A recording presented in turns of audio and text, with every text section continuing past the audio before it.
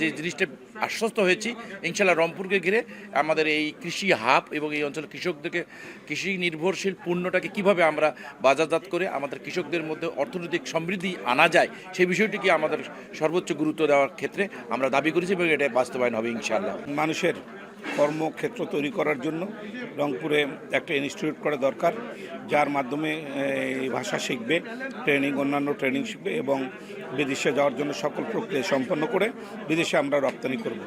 আজকে জিয়া রহমান ফাউন্ডেশনের উনি সভাপতি সাহেব আসছেন, আমি ওনাকে রিকোয়েস্ট করেছি, উনি মাননীয় প্রধানমন্ত্রীর সাথে এ ব্যাপারে কথা বলবেন, আশ্বাস দিয়েছেন।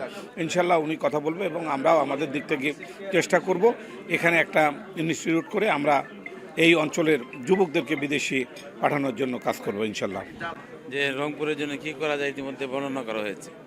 যে সমস্ত বিষয়গুলি অধিক এসেছে, কীভাবে কৃষককে সহযোগিতা করা যায়, কীভাবে পরিবেশ রক্ষা করা যায়, কীভাবে গাছপালা লাগিয়ে আমরা একটি মানে সুন্দর পরিবেশ রক্ষা করতে পারি, কীভাবে এখানকার মানুষকে সচেতন করা যায়, কীভাবে এখানকার মানুষকে স্বাবলম্বী করার বিভিন্ন পথ আবিষ্কার করা যায়, বিভিন্ন রকম ভাষার ট্রেনিং দিয়ে বিভিন্ন রকম দেশে পাঠিয়ে তাদেরকে রেমিটেন্স যোদ্ধা হিসাবে কীভাবে পরিণত করা যায়।